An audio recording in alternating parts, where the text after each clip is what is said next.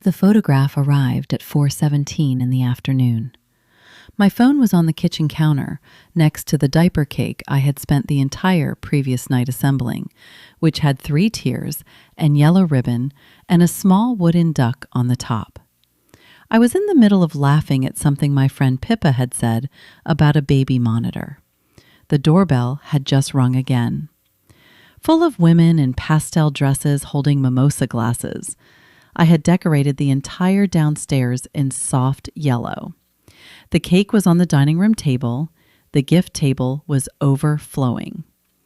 The guest of honor, my best friend of 17 years, a woman named Lavinia, was sitting on the love seat by the window in a cream linen dress, glowing the way 32 weeks pregnant women glow, with her hand resting on the curve of her stomach in the unconscious way pregnant women do. I picked up my phone.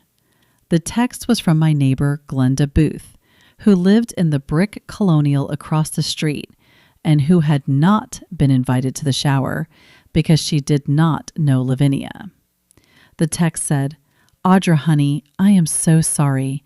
I do not know how to tell you this. I was bringing your mail across.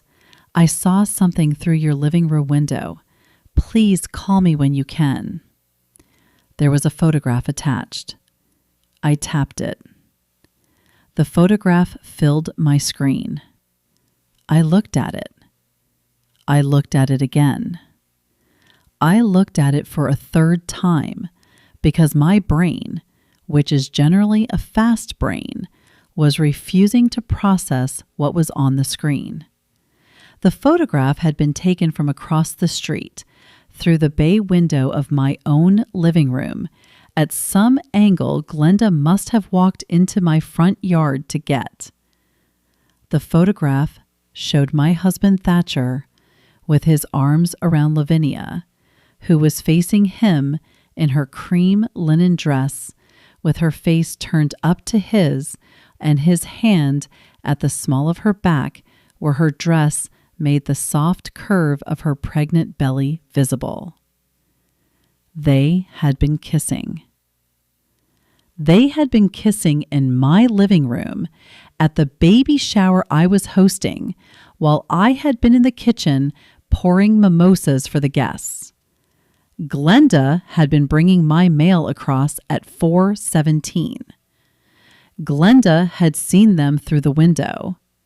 Glenda had taken the photograph because Glenda was 71 years old and Glenda's husband had cheated on her in 1986, and Glenda had not been able to prove it for 22 years.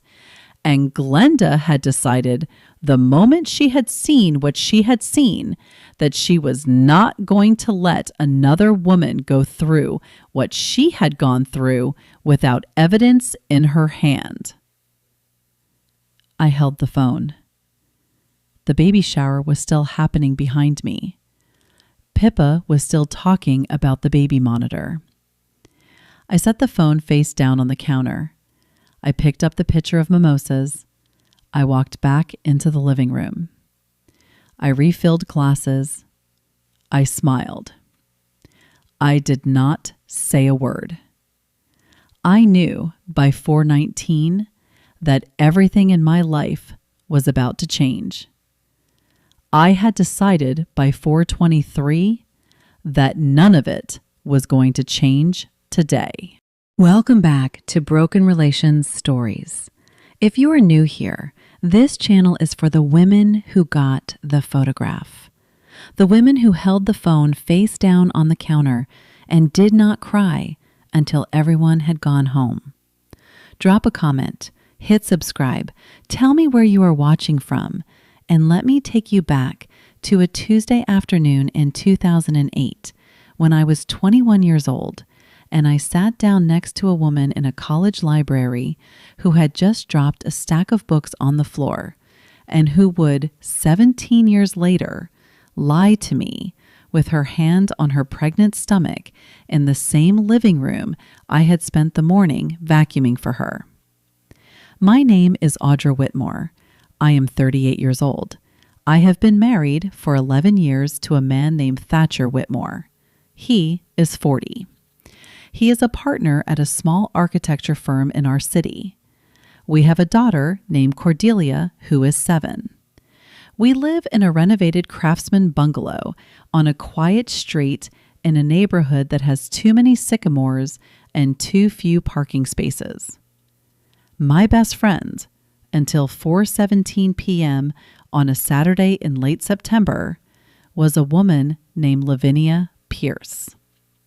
Lavinia is 38, 2 months younger than me, an interior designer, formerly married to a man named Wes who had left her 3 years ago for a yoga instructor and who was, at the time of the baby shower, paying her alimony she had told me was generous and which I would later learn was almost nothing.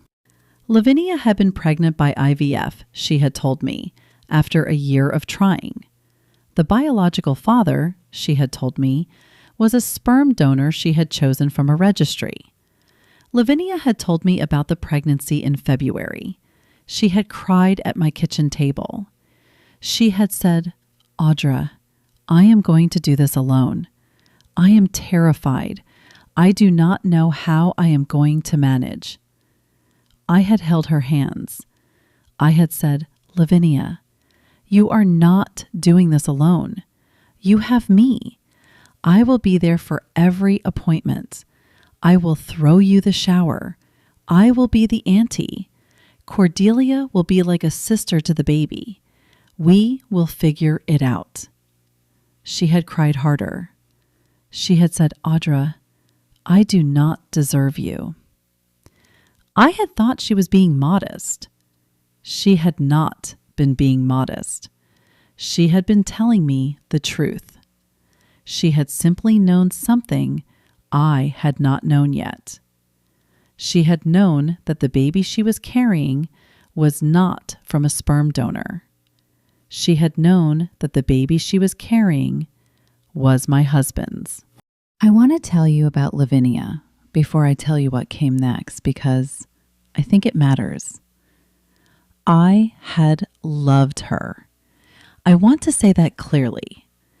We had met in 2008 in the library at our university. I had sat down next to her at a long study table in the periodical section. She had dropped a stack of books.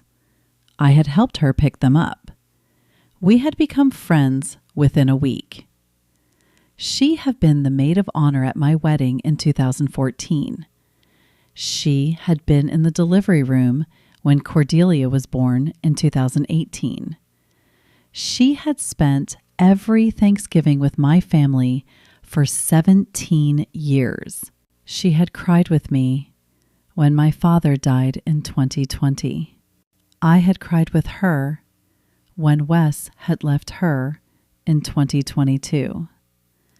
I had picked her up from her therapist's office on a Tuesday afternoon in February of 2023 after a particularly hard session and had driven her home and made her grilled cheese and stayed with her until she fell asleep on her couch. I had loved her the way I had loved my sister.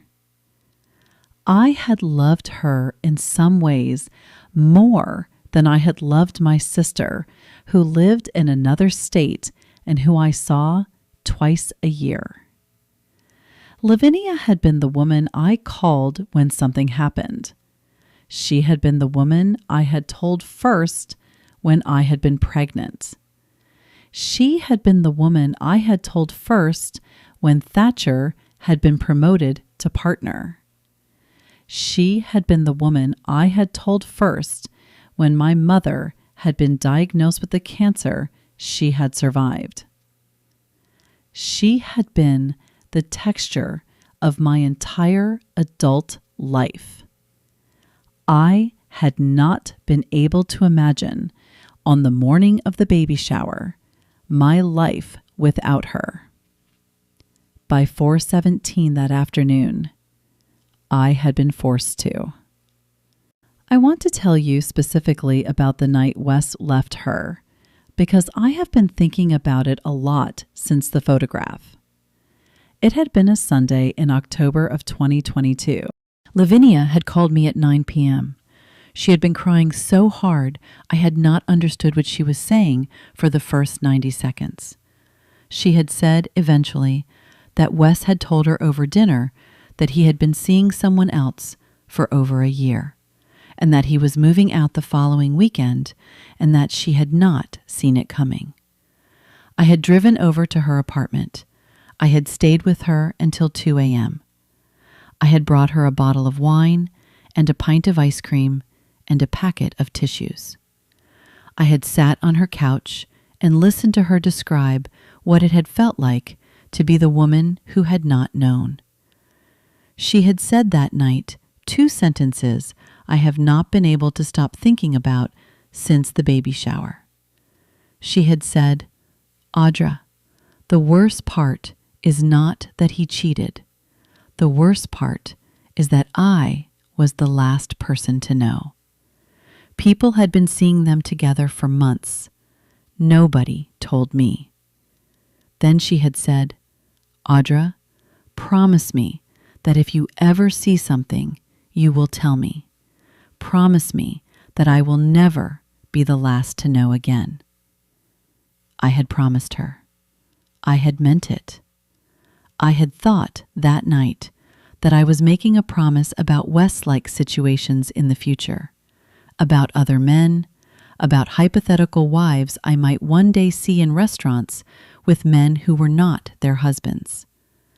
I had not understood that the only Wes-like situation that was ever going to come up between me and Lavinia again was the one we were already in the early stages of. I had been the last to know in that one too. I had been the last to know for what would turn out to be at least 11 months before the photograph.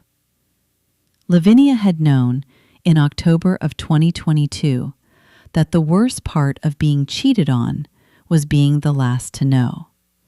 She had used that knowledge less than a year later to make sure she was the woman doing the knowing, and that the woman she had once been was the woman I had become. I do not know what to call what she did with that knowledge. I have over 18 months tried out several words. None of them have been quite right. The closest I have come is that she had been a person who, having been hurt, decided to become the person who hurt instead of being hurt. I do not know why she chose me to do it to. I will not know. I will not ask. The asking is not going to get me an answer I can use. Thatcher had been distant for about a year. I want to be honest about that. I had noticed. I had not let myself name it. He had been working later. He had been less interested in family dinner. He had started going to the gym at 5 a.m. He had bought new shirts. He had stopped wearing his wedding ring on weekends, which he had explained by saying that the ring had been bothering his finger and that the jeweler had told him to take it off for a few weeks.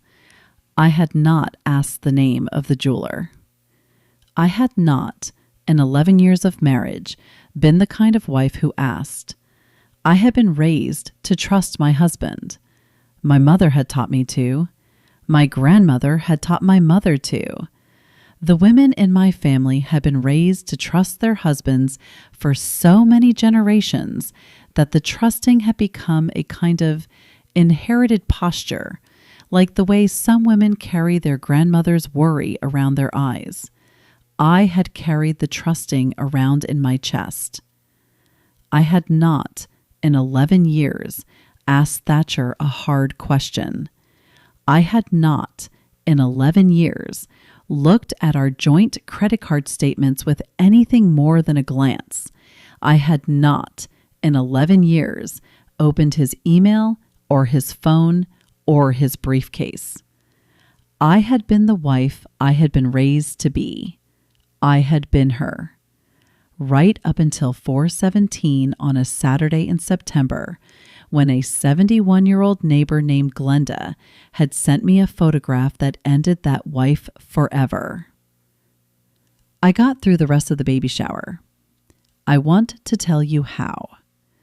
Because I think there are women listening to this who have had to get through something while their face was being watched and who do not know yet that you can do it. You can. I poured mimosas. I refilled the mimosas. I laughed at Pippa's joke about the baby monitor. I clapped when Lavinia opened the gifts. I clapped when Lavinia opened my gift, which was a hand-knit blanket I had been working on for 3 months and which Lavinia held up to the room and said, "Audra, look at this. She made this herself. I do not deserve her." She had said it again. She had said it 3 times in 8 months. She had said it because she had known. I had not known yet. I had been smiling. The smile had become, by the time Lavinia opened the 3rd gift, a kind of small architecture I was holding in place with my whole face. By 5:30, the women had begun to leave. By 6, the only women remaining had been Pippa, who was helping me clean up, and Lavinia, who had been sitting on the love seat looking tired. By 6:30, Pippa had left. By 6:45, Lavinia had stood up. She had said, "Audra, thank you. I love you. I am going home to put my feet up." She had hugged me. She had held me for 1 second longer than usual. She had pulled back. She had looked at my face. She had said, "Are you all right? You look pale." I had said, "Lavinia, I am exhausted. I will call you tomorrow." She had nodded. She had walked to the door. She had paused. She had said, "Audra, I really do not deserve you." I had said, "Lavinia, go home. Get some sleep." I had closed the door behind her. I had locked it. I had walked into the kitchen.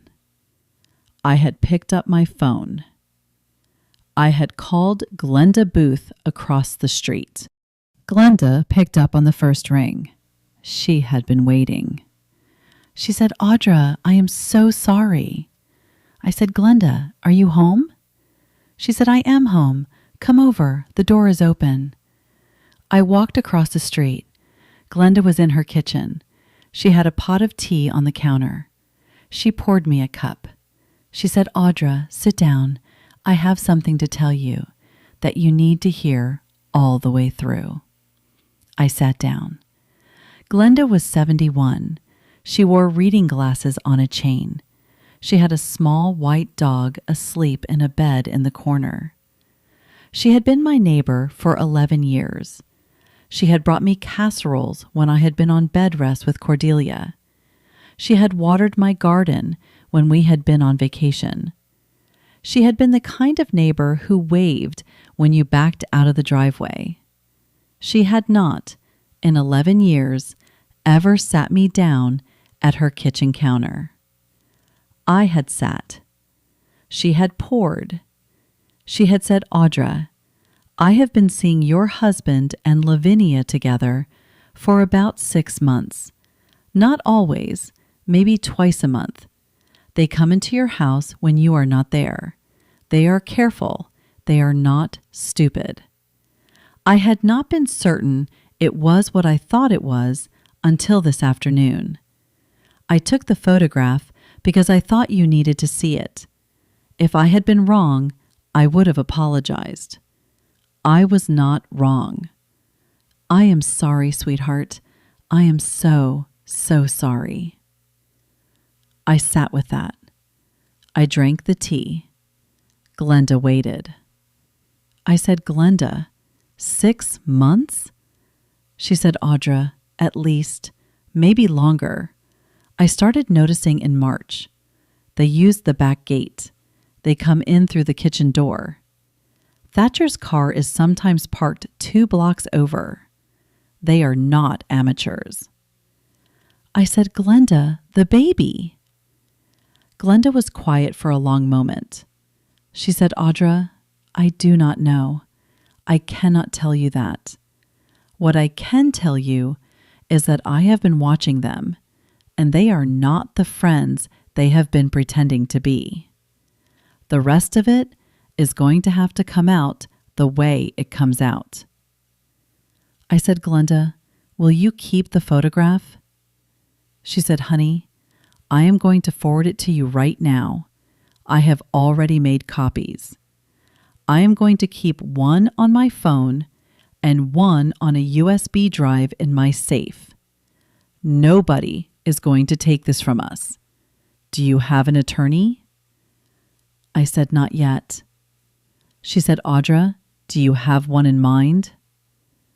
I said, Glenda, no. She said, I am going to give you a name. Her name is Eulalia Pratt. She is in her late 60s. She handled my niece's divorce 3 years ago. She is the best in the city. She is calm. She is patient. She is mean only on paper. Call her Monday morning. Tell her Glenda Booth sent you.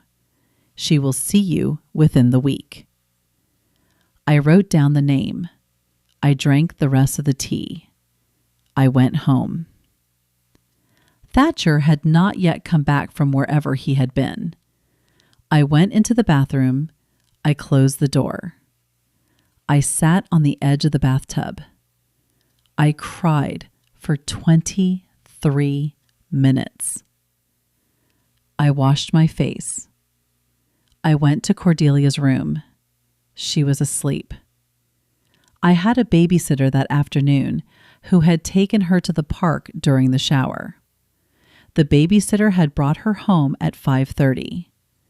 Cordelia had eaten dinner with Pippa and me in the kitchen while the last guests had been leaving. She had gone to bed at 7:30. She was, when I went in to check on her, asleep with her stuffed rabbit. I kissed her forehead. I went downstairs. I sat in the kitchen. I waited for Thatcher. Thatcher came home at 9:42. He had been at the office, he had told me earlier. He was wearing a polo shirt I did not recognize. He smelled like aftershave that was not his usual aftershave. I had been sitting at the kitchen island. He walked in. He saw me. He smiled. He said, "How did the shower go?" I said, "Thatcher, sit down." He sat down. He looked at me.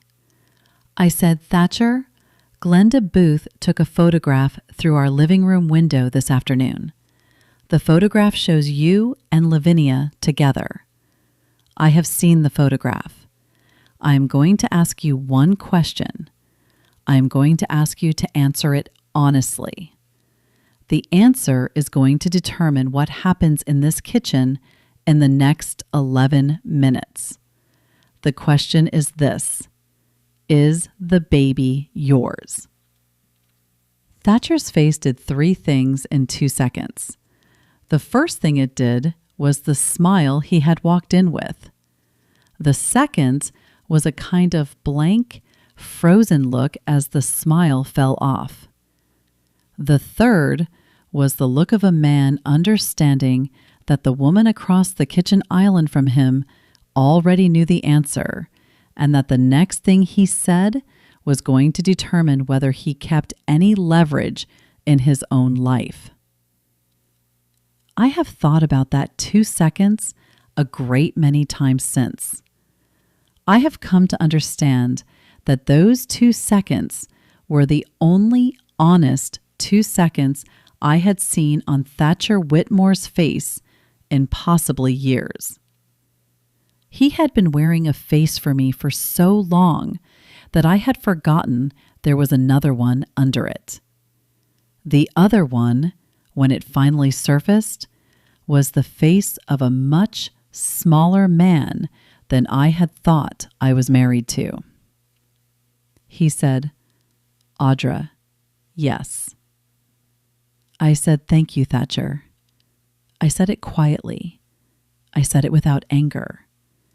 I said it because I had asked a question and I had gotten an answer, and I was, for the first time in 11 years, in possession of a piece of information that I had not been given by a person who controlled how much of it I got.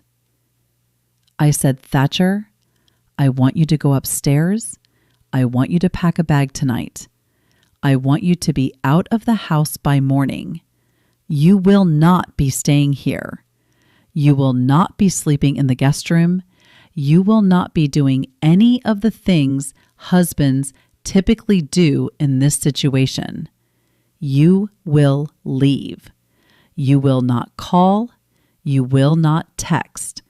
Any communication you have with me from this point forward will go through my attorney, whose name I will send you on Monday. If you try to contact Cordelia tomorrow before I have spoken to her, I will file an emergency motion. Do you understand?"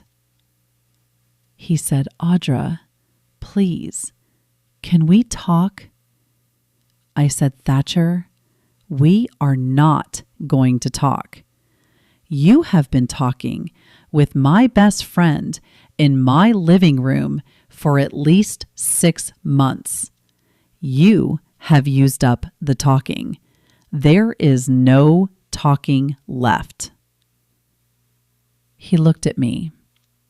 He looked at the photograph on my phone, which I had set face up on the island between us. He went upstairs. He came down 47 minutes later with 2 duffel bags and a backpack. He did not look at me. He left. I locked the front door behind him. I went upstairs. I sat on the edge of the bed in the room that was now only mine. I cried for the second time that night, for 1 hour and 11 minutes. I washed my face. I went to bed. I slept until 5:30 a.m. I have not slept in the same bed as Thatcher Whitmore since. If you have ever sat across a kitchen island from a man you have been married to for 11 years and asked him a single question and gotten an honest answer for the first time in possibly years, then you know what that quiet felt like. If this story is hitting close, drop a comment. Subscribe if you have not. We are not at the part that turned yet. Eulalia Pratt's office was on the 3rd floor of a small brick building near the courthouse. She was 68 years old. She had short white hair, a soft Southern accent that I would later learn she had grown up with in Birmingham, and the kind of presence that made you understand within 30 seconds of meeting her why opposing counsel did not, in her words, mess with her unless they were prepared to lose. I met her on Monday afternoon at 2 p.m. I brought the photograph. I brought a notebook in which I had, between Saturday night and Monday morning, written down 14 pages of things I had remembered since the photograph had arrived. I had remembered the trip Thatcher had taken to Charleston in 2024. I had remembered the conference Lavinia had told me about in February. I had remembered the time Lavinia had borrowed our car for a weekend in 2023. I had remembered the gift Thatcher had bought Lavinia for her 37th birthday, an antique compass that had cost more than the gifts he had bought me for our anniversary. I had remembered the times Lavinia had said, "Audra, I really do not deserve you. She had said it 4 times that I could count, going back to the summer of 2024. She had been telling me the truth every single time. I had not heard her. Eulalia read my notebook. She read it slowly. She did not say anything for a long time. Then she said, "Audra, I want to walk you through what we are going to do. Is that all right?" I said yes. Eulalia said, "We are going to file for divorce on grounds of adultery. The photograph and any subsequent evidence we develop will be supporting documentation. The grounds matter in this state. They will affect equitable distribution.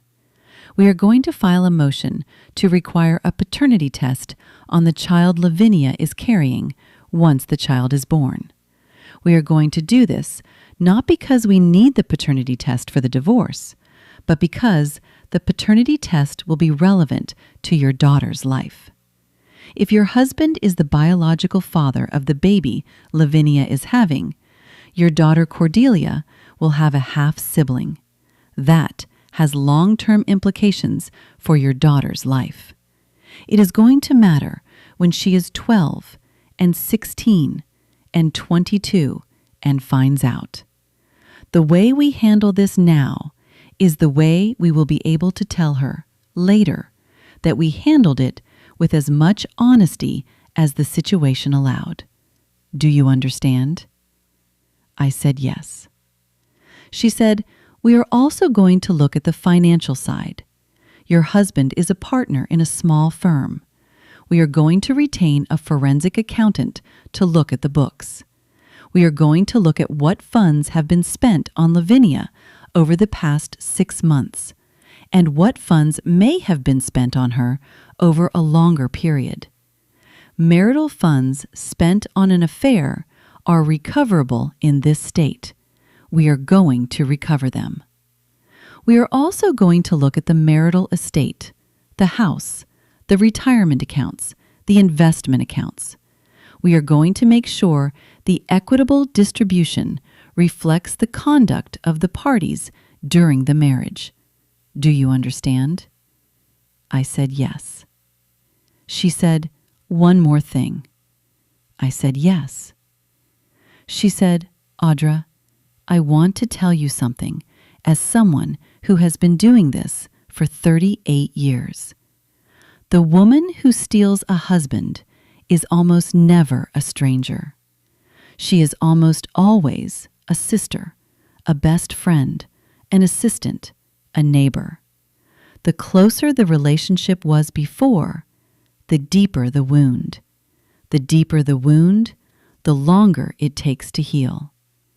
I want you to be prepared for the fact that you are going to grieve 2 people, not 1. You are going to grieve your husband. You are also going to grieve your best friend. The grief is not going to be in equal proportion. The grief over your best friend may, in fact, be the heavier one. Do you understand?" I said, "I understand." She said, "Good. Then let's begin." The petition was filed on Wednesday. Thatcher was served at his office. Lavinia was served at her home. Lavinia called me 11 minutes after being served. I did not pick up. She called 8 more times. I did not pick up. She sent a text. It said, "Audra, I am so sorry. Please let me explain." I did not respond. She sent a longer text 2 hours later. It said, "Audra, I have been waiting for the right time to tell you. I love you. I never wanted to hurt you. The baby is yours too, in some way. Please, let's talk." I read that text 3 times. I read it because I wanted to make sure I had understood. The baby is yours too, in some way. I had been a wife, a mother, a friend, a person who had thrown her best friend a baby shower for a baby that turned out to be her own husband's. I had not been a person who was going to claim partial ownership of someone else's pregnancy through the woman who had been lying to me about it. I did not respond to that text either. I forwarded it to Eulalia. Eulalia replied with 3 words: "Save everything. Brilliant." I saved everything. The next 14 months were the hardest months of my life. Not the hardest because of the legal process. The legal process was, with Eulalia at the helm, a precise and patient thing. The hardest because I had to learn how to live in the body of a woman who had been wrong about her best friend. That is a particular kind of grief. Most grief is for something lost. This grief was for something that had never existed in the form I had thought it existed. The friendship I had believed I had been in for 17 years had not been the friendship I had been in. The Thanksgivings, the wedding, the delivery room, the grilled cheese on the Tuesday afternoon in February. The closeness of all of it was real. The trust at the bottom of it was not. I had been performing a friendship I had thought was the most honest relationship in my life. Lavinia had been performing something else. I do not, even now, know exactly what. I do not need to know. The not knowing is the cost of having been her friend. I have decided to pay it. It costs less than knowing would have. I want to tell you what those 14 months looked like day to day, because I think there are women listening to this who are in the same kind of grief and who do not have language for it. I was getting up at 5:30 a.m. I was making Cordelia's breakfast. I was driving her to school at 7:30. I was coming home. I was sitting at the kitchen island with a cup of coffee. I was opening my laptop. I was not, in the first 3 months, working. I was reading old text messages. I was reading every text message Lavinia and I had ever exchanged, going back to 2014, when we had both gotten the same kind of phone. I was looking for the place where she had started lying. I never found a single specific place. The lying, it turned out, had not started in one specific place. It had grown the way mold grows, in small, dark patches in different parts of the friendship over a long time. I would find a text from 2019, completely innocent, where Lavinia had told me about a dream she'd had. And I would sit with that text for 20 minutes, trying to decide whether the dream had been real or whether even the dreams had been part of the performance. I would not be able to decide. I would close the laptop. I would cry. I would open the laptop. I would read another text. I did this for 3 months. Eulalia, when I told her about it in our March meeting, said, "Audra, I want you to put the phone away. The phone is not going to tell you what you are looking for. The phone is going to keep you in a loop. The loop is not where you live. You live in this room. You live with your daughter. You live with the work you are about to start doing again. Put the phone away. I put the phone away. The loop ended that week. Something else started. What started was the slow work of putting myself back together as a person who was not Lavinia's best friend. I had been Lavinia's best friend for 17 years. I had organized my entire emotional life around that fact. The women I had been less close with, the ones I had texted only twice a year, the ones I had not invited to dinner because Lavinia had not particularly liked them, the ones I had let slip because I had only had room in my life for one closest friend and Lavinia had taken the slot, I went back to. I sent careful, honest texts. Pippa, I have missed you. Would you have time for coffee? Glenda, would you like to have dinner Tuesday? Hattie, I owe you a phone call. I owe you many. I am sorry. Can I make one tonight? The women wrote back, every single one of them. The women wrote back because women are, in general, better at this than men are. Women remember. Women keep the door open. Women have in their inboxes the texts from the friends who fell away when those friends fell into marriages or motherhoods or new best friendships. And women, when those friends come back, write back. I want to say this clearly to anyone listening. If you have fallen away from a friend because you got swallowed by your marriage and you are now coming up for air, write the text. Write the text now. The text is going to be answered. The text is the thing that begins the rest of your life. I wrote a lot of text in the spring of 2025. Almost every one of them was answered. The women came back. They had been waiting. They had been waiting for me to remember they were there. The settlement took 11 months. Thatcher fought it for the first 3 months.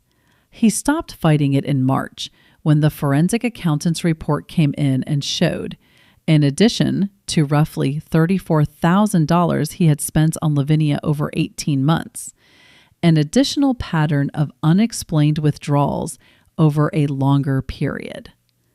The longer pattern made the affair, retrospectively, look like a years-long arrangement, not a 6-month one.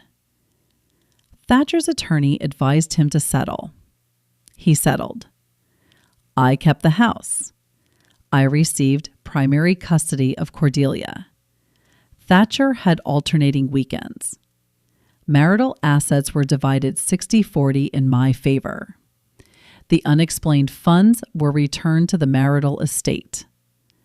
Thatcher continued to live in a small apartment 3 miles away. Lavinia, 2 months after the petition was filed, had her baby. The baby was a girl. Lavinia had named her Maeve. The paternity test, which had been ordered by the court, confirmed that Thatcher was the biological father. Cordelia, at 7, was told by me, gently, with a child therapist's guidance, that she had a baby sister who lived with Lavinia. Cordelia had been confused. Cordelia had asked questions. We had answered them as we could. We are still answering them. We will be answering them for a long time. Thatcher and Lavinia did not stay together. They lasted, by my best understanding, about 11 months past the birth of Maeve. They had broken up, I learned through a mutual acquaintance, sometime in the summer following the divorce. Lavinia had moved with Maeve to a smaller apartment. Thatcher had begun by reports to date someone new, who was, by reports, a 26-year-old paralegal at a firm I had never heard of. I have not asked further. I do not need the information. Cordelia sees Maeve at Thatcher's apartment every other weekend. She has, in the year and a half she has known her half-sister, developed a particular kind of fondness for the baby that I have decided to let exist, because Maeve did not choose any of this, and because Cordelia at 7 is not the person who should carry the weight of what the adults around her did. Cordelia is allowed to love her sister. I have made sure of that. It has been one of the hardest things I have ever made sure of. If you made it this far, I want to tell you about Glenda Booth. Glenda is still my neighbor. Glenda has, in the 18 months since the baby shower, become one of my closest friends. I have had dinner at her house every Tuesday for a year. Her husband, Walter, who was the man who had cheated on her in 1986, died in 2019. Glenda lives alone now with the small white dog whose name is Buttons. Glenda has been, in many ways, the woman I needed for a particular period of my life. She had been an English teacher for 38 years before she retired. She had a calm in her that I had been learning from. She told me 6 months into our Tuesday dinners that taking that photograph had been the first time she had felt useful in that particular way in 14 years. She said, "Audra, I did not catch my husband for 22 years. I caught yours in 8 months. I am sorry it took someone like me who had been through it to do it. I am also glad it was me. I want you to know that I am glad it was me." I had cried at her kitchen table. I do that now. The crying has become, in the last year, less of a thing I apologize for. Glenda taught me that too. A year and 7 months after the baby shower, this is what has changed. I have started a small business.